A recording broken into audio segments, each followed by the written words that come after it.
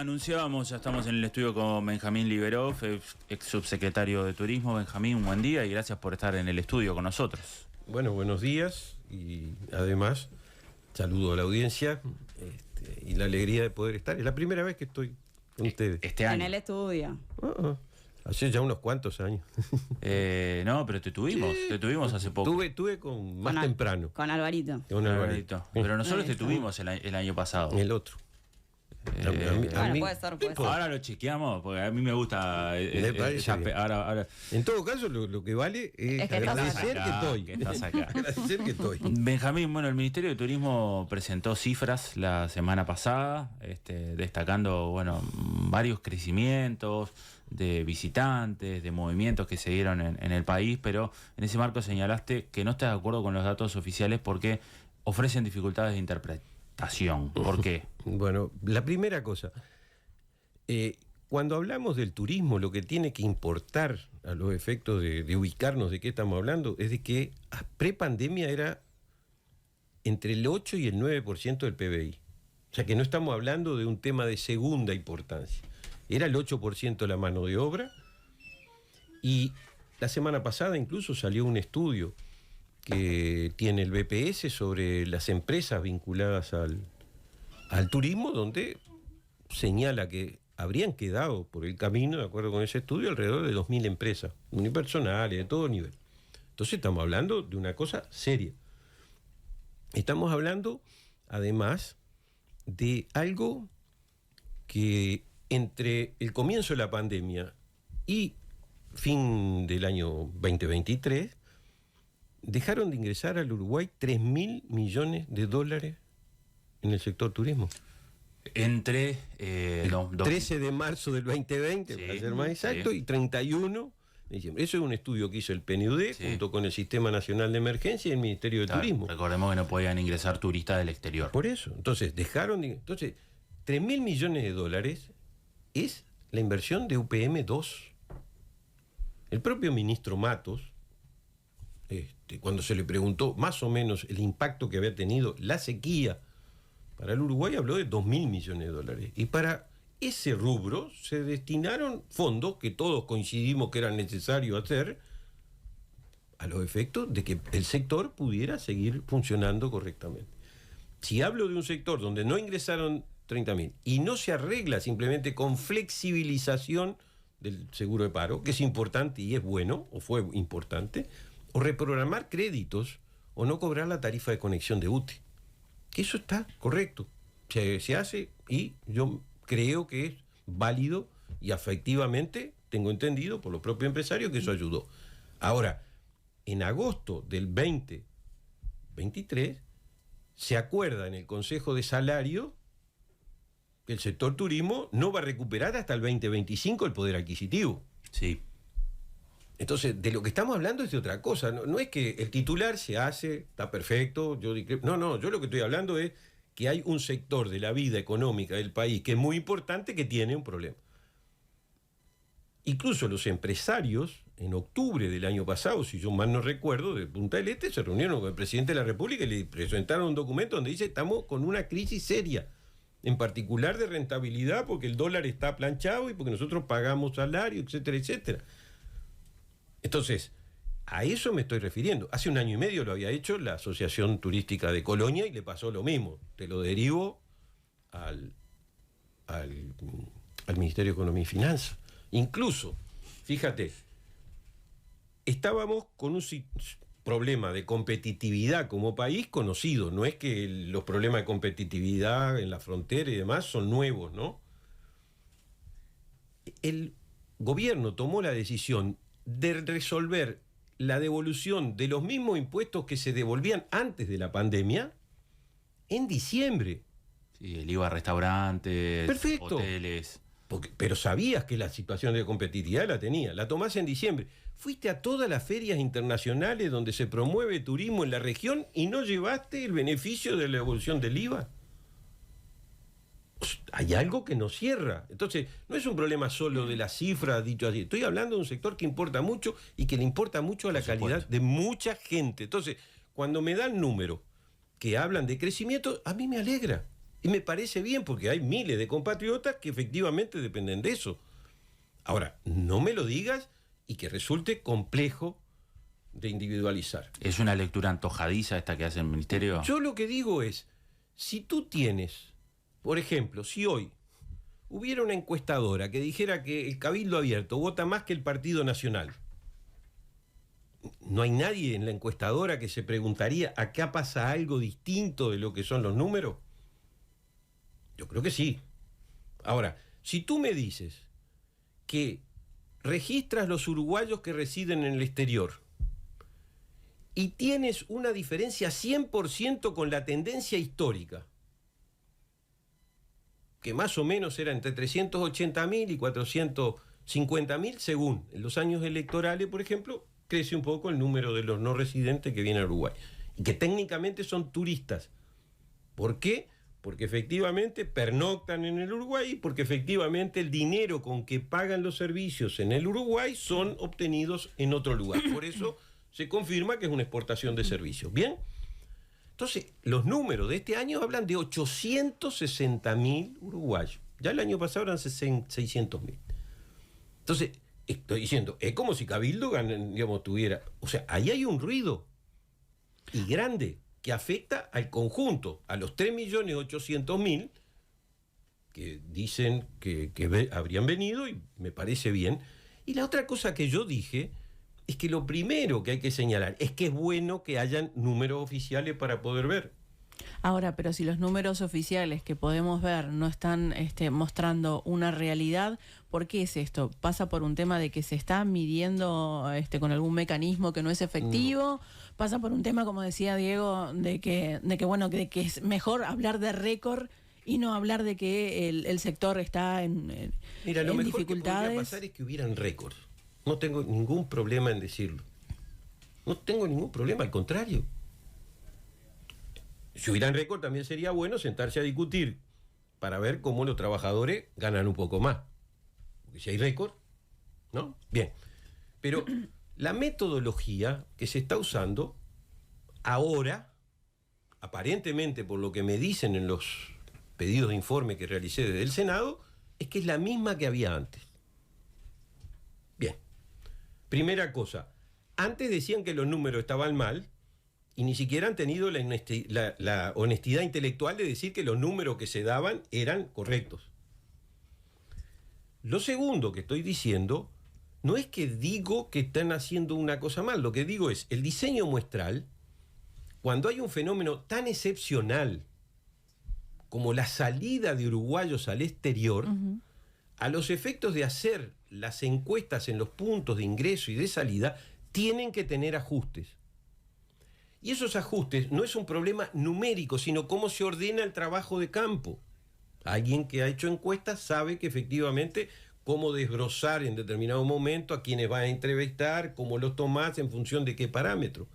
La planilla que yo tengo sobre las muestras de lo que van a ser entre 21 y 23.000 encuestas a lo largo del año, tienen los números que habían antes. No digo que no. Ahora, si no registrás que efectivamente hay una salida de uruguayos y la vuelta de Uruguay, de esos mismos uruguayos, después vas a poder tener un problema con los números.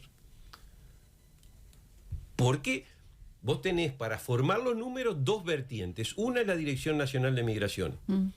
Pero la Dirección Nacional de Migraciones lo que te da es una aproximación. Hay que depurarlos esos números.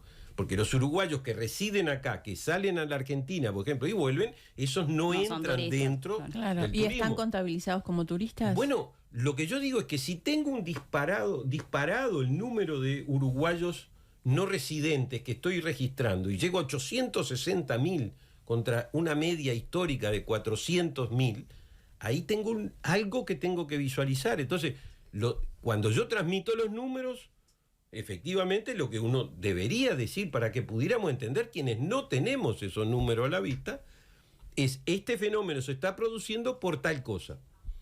Por ejemplo, hay un crecimiento de europeos y no regionales. Sí. Cuando digo regionales, Mercosur más Chile, ¿sí? Bien, perfecto. Si no hay más vuelos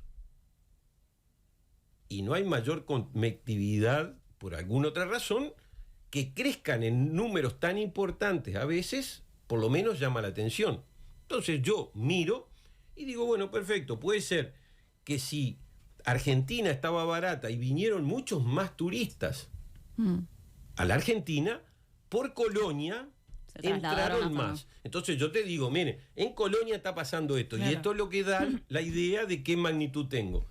Ahora, si yo no tengo la misma situación con San Pablo, que tengo menos vuelo o la oferta de asientos es parecida, ¿cómo crezco en determinada proporción? Lo que digo es que hay que entenderlo.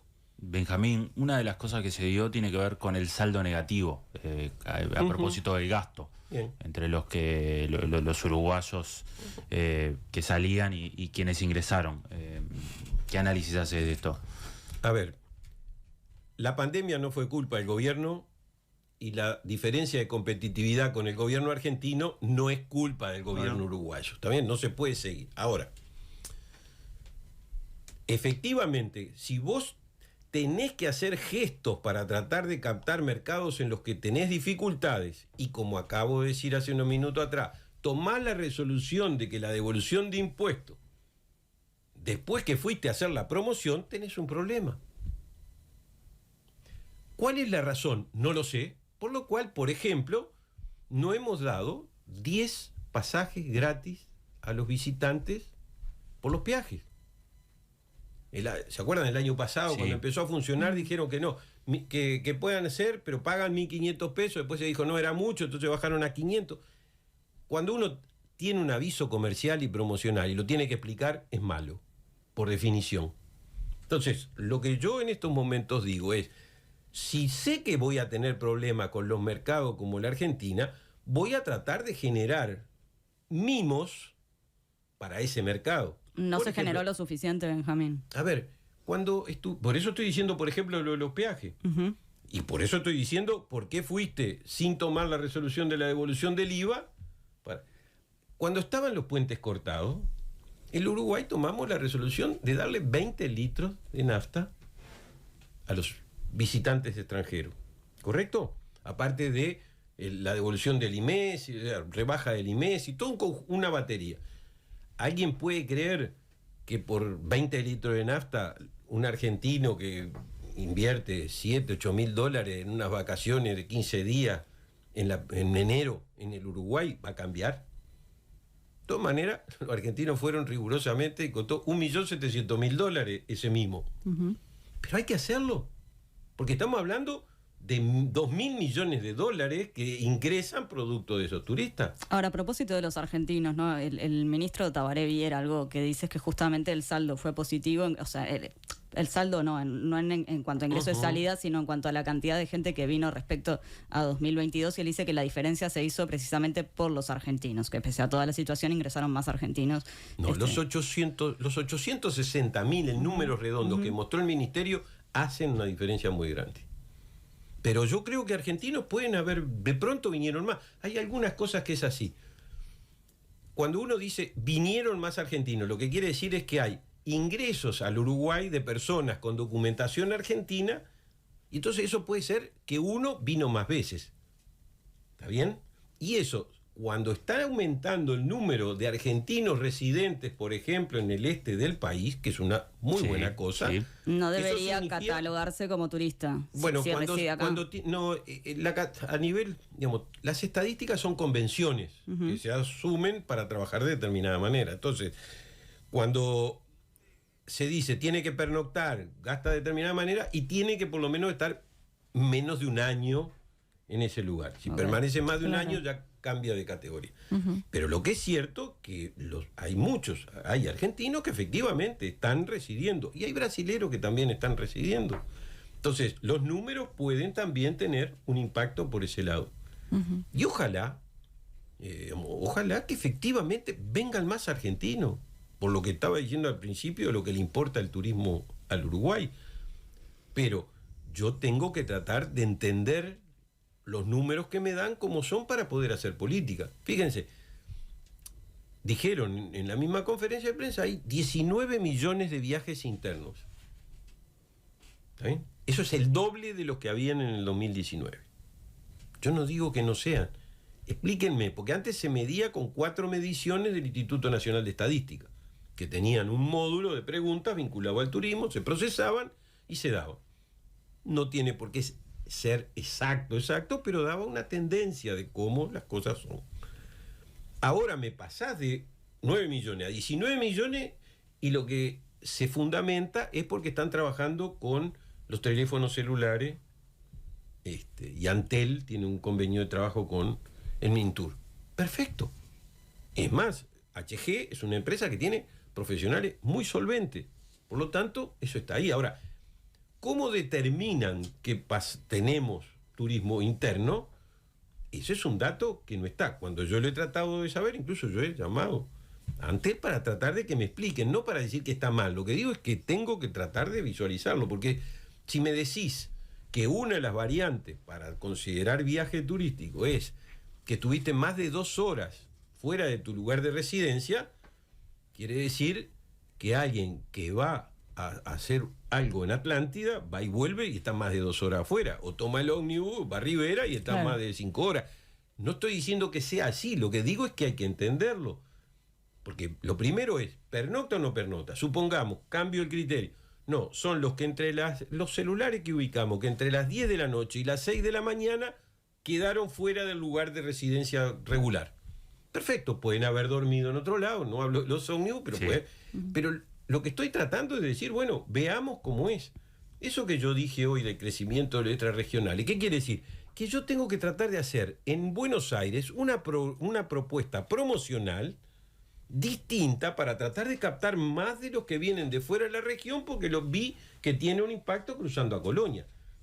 No por casualidad en Colonia se hizo el centro de bienvenida, interpretación, donde funciona hoy la asociación también turística, porque es el lugar del Uruguay donde entran más turistas extrarregionales. Y esto podría, Benjamín, mejorar, por ejemplo, los números que dieron saldo negativo que tienen que ver con el dinero que ingresa al país por turismo y el dinero que egresa al país por todos los uruguayos que vamos y gastamos en otros países. Bien. Hoy lo mismo que pasa en cierta forma con los autos, con un dólar de determinada característica, hace que los uruguayos tengan más posibilidades de salir. Y fantástico, ¿no? Bueno, pero también está el factor que Argentina está muy, muy barato y los uruguayos han ido también, masivamente a Argentina a gastar dinero que se produce aquí, ¿no? A ver, en el 2014 nos pasó parecido.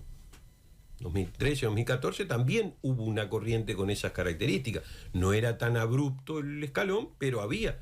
Y entonces fue cuando empezamos a tratar de tomar medidas para retener. No por casualidad tampoco. Yo digo, si perdimos, no ingresaron 3.000 millones, hay problema de rentabilidad en las empresas, hay problema con el salario de los trabajadores y su poder adquisitivo. ¿Cuál es la razón por la cual no discutimos un fondo de promoción del turismo interno? A los efectos de que efectivamente cuando estamos en el país se pueda generar un círculo virtuoso de gasto interno que vaya más allá de lo que normalmente hacemos. No vamos, a ver, la diferencia cambiaria con Argentina era tan grande que no se resuelve. Ahora, si acá me cuesta 1 vez y media tomarme una semana de lo que yo estoy en la Argentina en determinada característica, tengo que tomar alguna medida. Incluso en España, algunas de las medidas que se tomaron fue para aquellas personas que viajan más de 10 veces, etcétera, los transportes en tren de distancias medias y largas son gratis en determinados horarios. O sea, ¿cuál es la razón? Si acá hay ómnibus que nos dicen las compañías de transporte interdepartamental que todavía no se ha recuperado la venta y el funcionamiento, quiere decir que hay personal que no está trabajando como regularmente trabajaba y hay ómnibus que no están. ¿Por qué no se puede en determinados días de la semana, en determinadas horas, poner un circuito en discusión con los trabajadores, con el sector empresarial y demás de paquetes turísticos que tengan un acuerdo con el MTOP para que valgan distinto? Porque el transporte es parte importante de los paquetes o cuando salimos a determinados lugares. ¿Qué te pareció el ómnibus de Rocha para recorrer la costa? A mí me parece bien que hayan más servicios en cualquier lugar de calidad, etcétera. Lo que me llamó la atención que empiece después del punto más alto del periodo. Por otro lado, no sé ni cuál es la empresa que lo está haciendo, ni cómo funciona realmente el servicio, pero a mí me parece que está bueno, digamos, que haya una variante de esa característica y que efectivamente la gente lo pueda tomar y que este año sea gratuito, después dicen que costará. Bueno, eso ya lo veremos, pero yo, lo mismo que cuando me dicen que inauguran bajadas a la playa, que sea para personas con discapacidad, o que se inaugura un parque azul en Canelones, o que Montevideo tiene las bajadas, o Punta del Este, a mí eso me parece bien. Acá hay que diferenciar.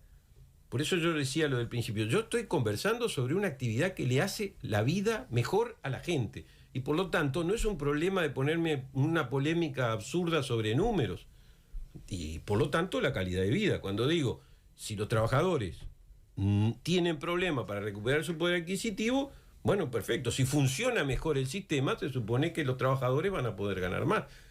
Y además, si los trabajadores se pueden permanecer en la actividad, tengo posibilidad de capacitarlo y dar un mejor servicio. Y por lo tanto, diferenciarme por la calidad del servicio.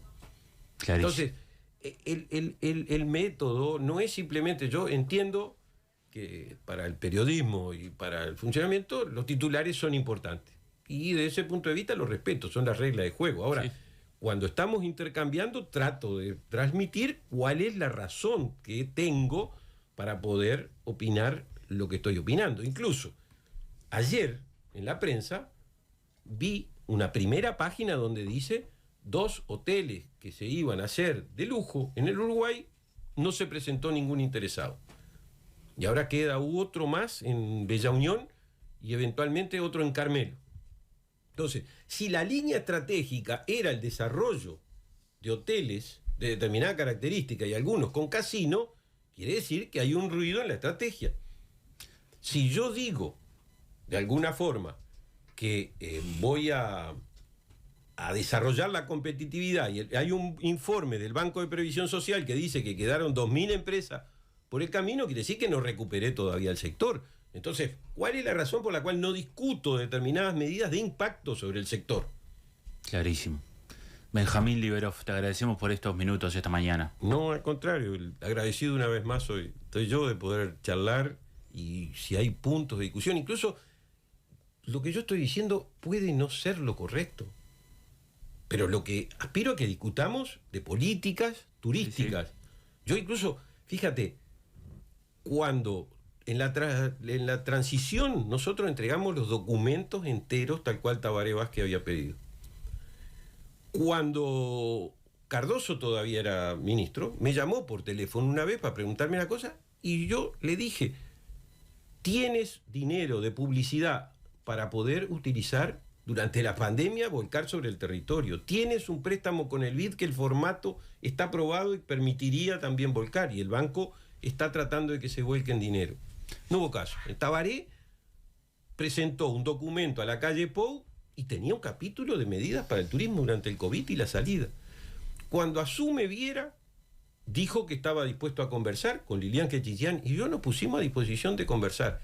Antes del plebiscito de la LUC, lo llamé por teléfono y le dije que había problema, o por lo menos que le transmitía mi preocupación sobre los números. Me dijo, después del plebiscito nos sentamos y conversamos. Hasta ahora no hemos tenido oportunidad de sentarnos y conversar. Entonces, yo también tengo derecho, después de mostrar digamos, mi disposición a poder decir lo que digo. Queda claro. Gracias, Benjamín. Gracias a ustedes. Buenos días.